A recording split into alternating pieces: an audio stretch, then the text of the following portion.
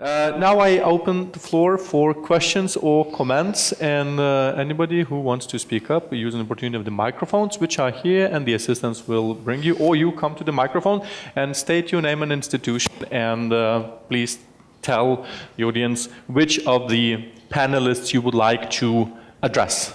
So, anybody?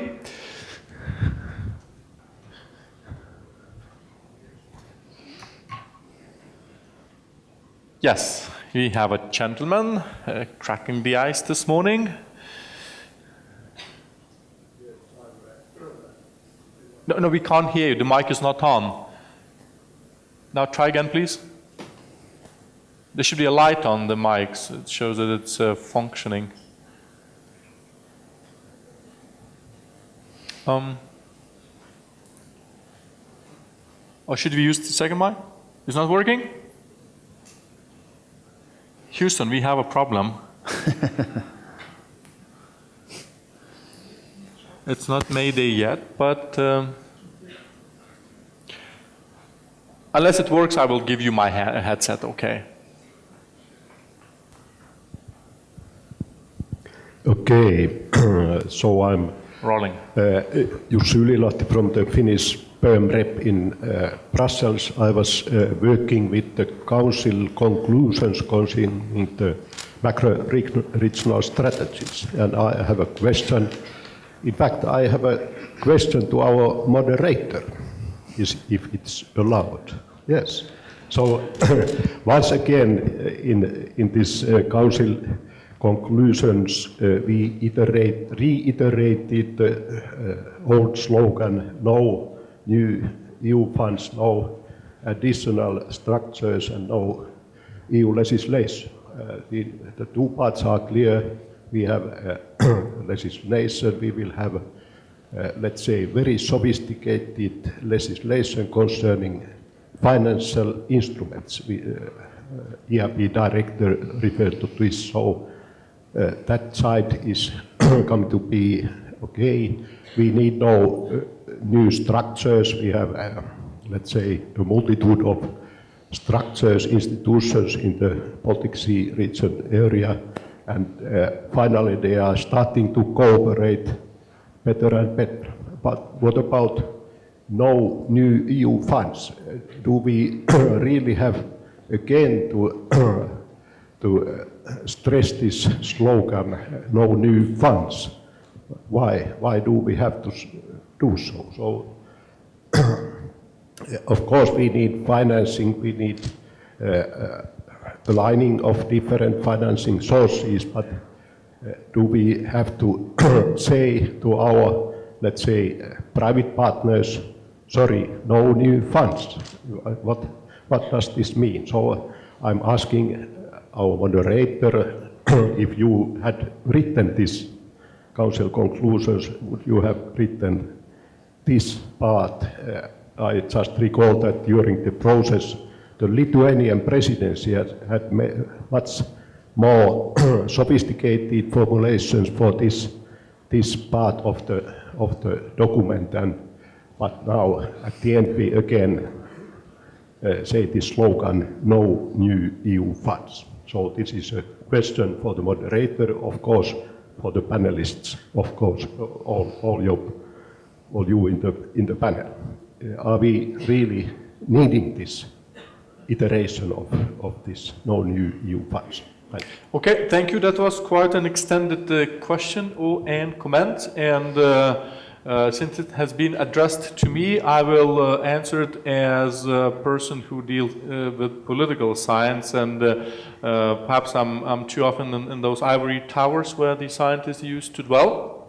But nonetheless, since this venue is to some extent a factory of ideas, or new ideas that are being built upon each other, that's what we call the synergy of knowledge, or synergy of science. So I think that these three no's, where you say no to institutions, no to new laws, or no to new funding, is taking shape. Maybe these three no's remain as those three foundations, but when I think of no new institutions, and when I look across the networking, PPPs, private-public partnership projects, seed money to develop new projects. So then I say, okay, there are no perhaps coordinating institutions, but ad hoc institutions, ad hoc projects are being born all the time. So that sort of changes the concept of whether no institutions are being born. They might be informal, but still structures involving living people who push for the new project. When it comes to no new laws, then again I usually refer to this concept of Europeanizations.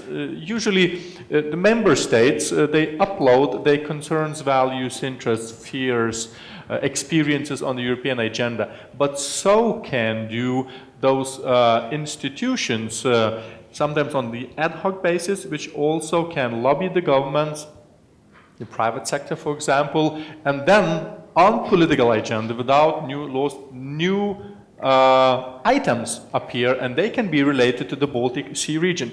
When it comes to funding, I must agree that yes, the new financing period, and the experts and professionals know it much better than I do, but will not earmark money, especially for the Baltic Sea strategy. But de-regionalization perhaps is a new way of having better opportunities to involve the sub-state actors and to let them feel the ownership of the project results, having more opportunities to develop something, as Hans said, having seed money or writing a project, solving a local or regional issue. And the Baltic Sea strategy, despite those 3 no's, also helps to reach out for the funding which is already available through the national structures. So that would be very briefly. If anybody else would like to respond to add up, so please go ahead.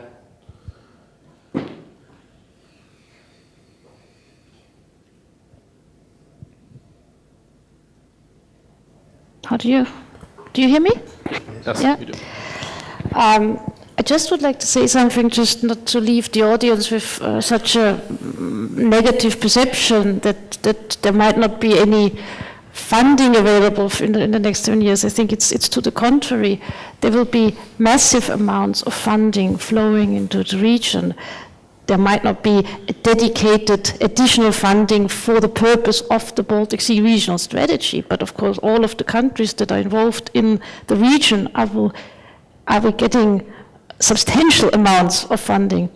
And if you look at the reflection of the previous period, it was not so much the amounts that were the problem, it was the absorption of the funds that could be improved. And that's why a significant amount of efforts have been spent in ensuring that from the project generation side and from the possibility to actually absorb the funds, things improve. And I think there really is the role for the institutions of the Baltic Sea regional strategy that is so important, because you are at the basis of project development. You can ensure that new projects are being brought forward, which then will allow the respective authorities that are recipients of the structural funds to actually absorb these funds, and that these funds are not having to be returned to the Commission at the end of the period, but they actually can be put to productive use. So I think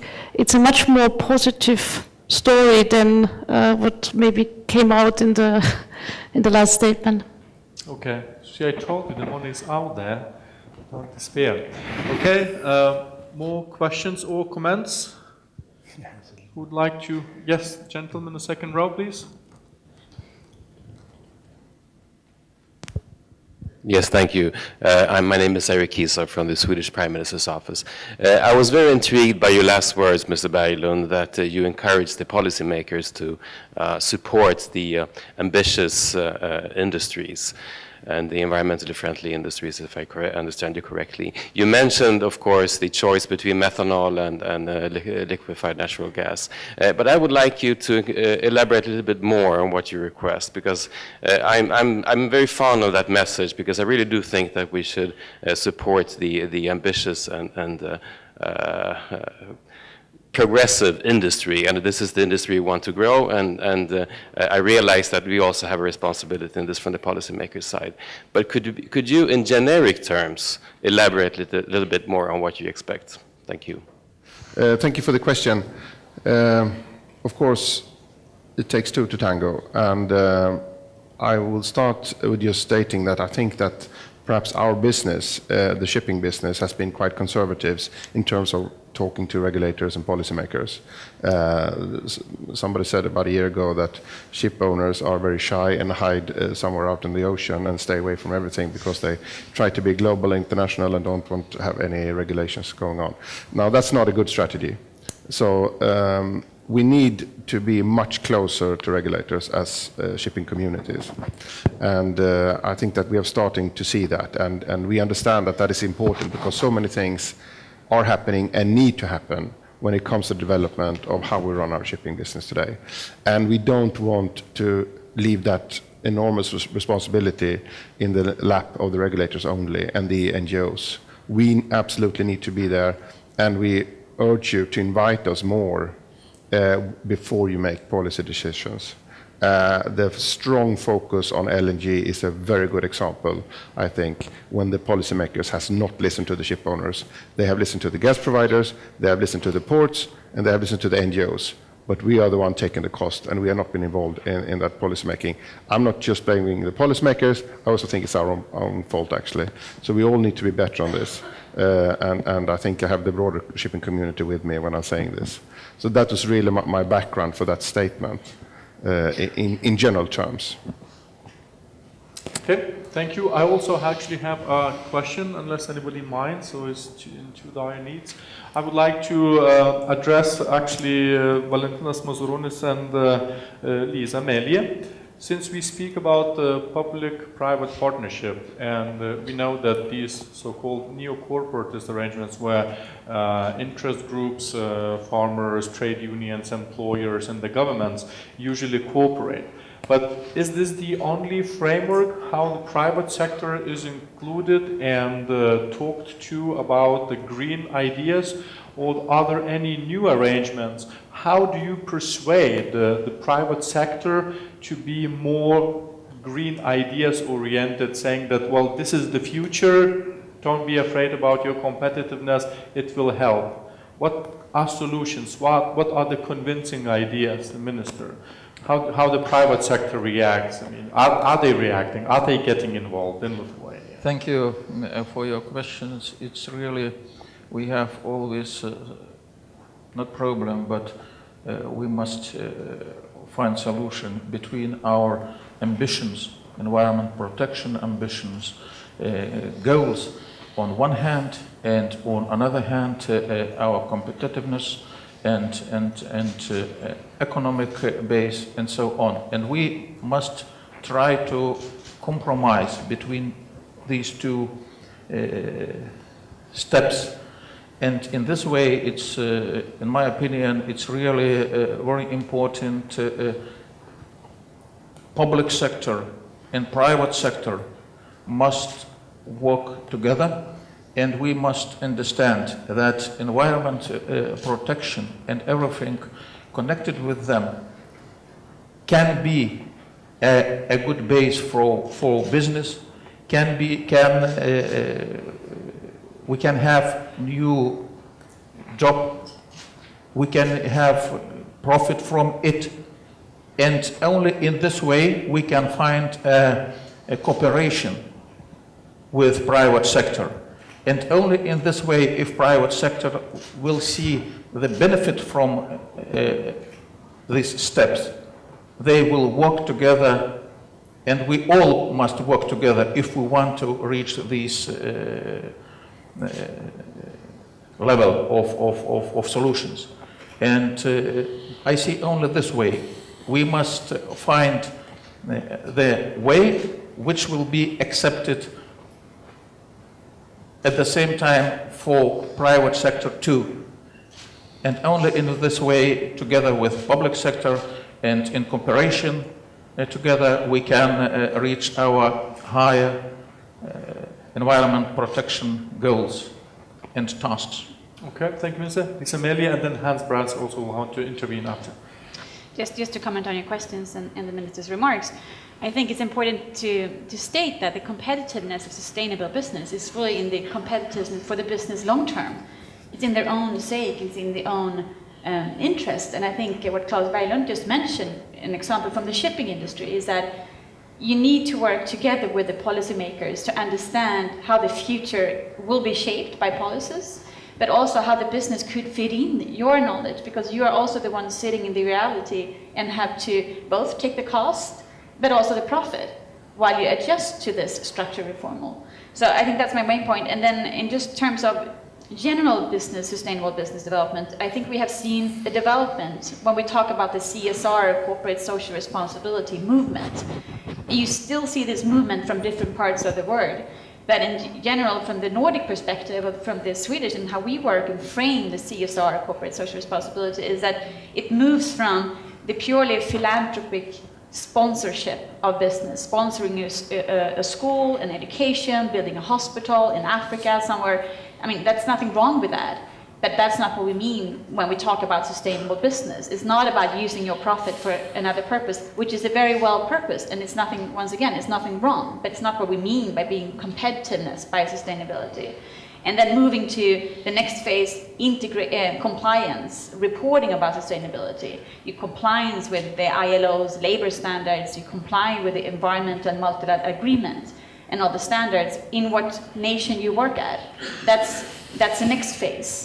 And in terms of that, we have seen a tremendous development in terms of reporting requirements. The GRI, the Global Reporting Initiatives, and I mean, there is now a huge movement in business should report. And once again, there's nothing wrong. It could actually drive the sustainability business. But what's really the foundation for reporting is the transparency for the public scrutiny, including NGOs and media. What is the business actually doing? What are the risk taking in the supply chains and in the business partners that the consumers and buyers may not see at the first scene? But if you're tremendously dependent on water, for example, if a company is dependent on water, it's quite interesting from an investment perspective to know how dependent are you on water and what happens if the scarcity of water just disappears. Your business could be out. And we have seen many examples when that happened. And I mean, I'm not going to mention all those examples, but it's quite interesting if you take those up. So that moves from a risk analysis to being profitable. And that could happen within one day and your business is gone. So of course it's about profit and survival. And the next phase will be moving into integrated sustainability. So in the business, pure business models, you integrate the purpose of why you actually exist as a company. A company doesn't exist only to make profit. I mean, it makes profit, and that's why it can exist. But you forget sometimes that a company is there to make a service, a product, for the consumers, for somebody in the good cause.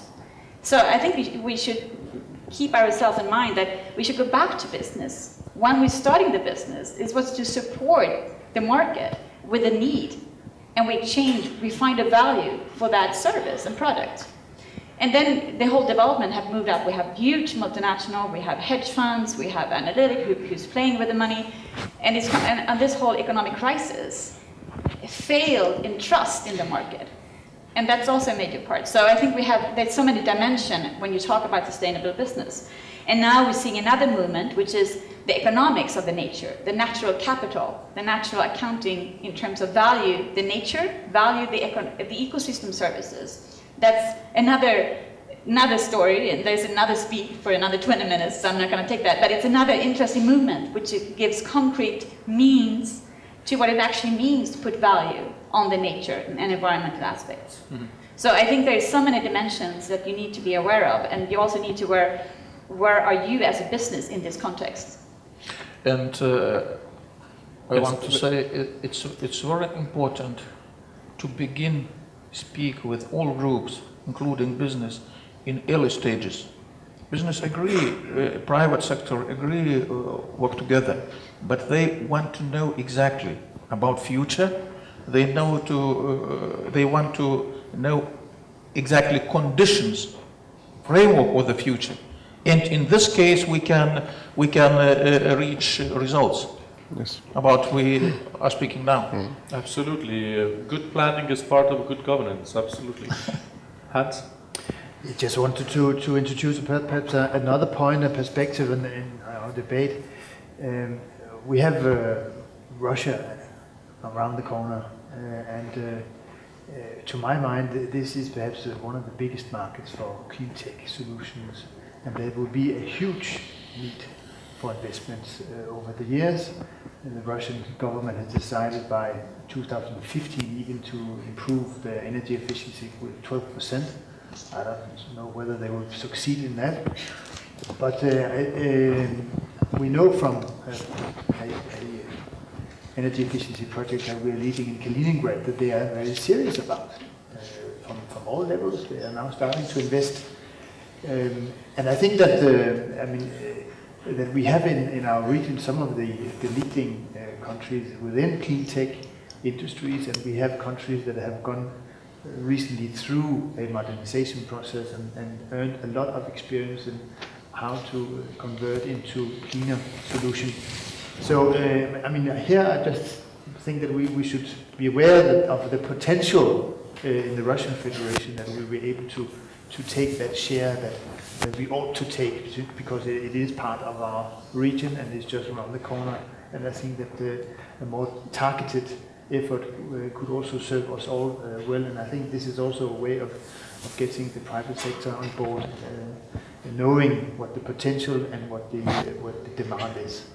Okay, thank you, Hans. Can I just add one thing? Yes, please. Sorry. It's okay. I just wanted to make one more point, because we tend to forget also business is just not one. It's just not one actor. It's so many different kind of businesses, and we may talk about multinational big companies like Stena, for example, that actually have a person that can have the time to sit here and talk about this issue. But there is also other smaller companies and startups and innovators that just is so busy to focus on their business model. They're not having the time to be involved in government relation discussions and negotiations. And I think it's also important within the business sector to also having the links between those different kind of businesses. Okay, one more question, and Ulrika, please. Thank you. My name is Paula Lindros. I come from Baltic Ecology program, and I would like to take up or link to two. Yes. I would like to link to two things that were mentioned here: that the smart cities and the coalition of the willing. And we have been talking very much about the private sector and the public sector, but I would like to take in one more actor, big actor in the region. That's the universities, the higher learning. It's not only the screening of the students bringing up the new generation of decision makers, but please also remember universities are big actors in the cities and the societies they are part of. As already as organizations, as employers in their cities, they are part of a non-natural city environment. So we are really big actors and could be partners for greening the campuses in cooperation with cities, for instance. So not only in research, pure research and education, but universities are also actors within their societies.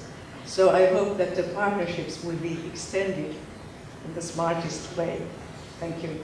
Thank you. And the university is also trendsetters, because that's where the young people get ideas, develop ideas, and perhaps open the new ways of thinking. So all these smart ideas could be done in cooperation with students and with researchers. Absolutely. That's what has been said in the second panel yesterday, that you cannot omit science. So now I would like to close the panel by applauding the distinguished panelists.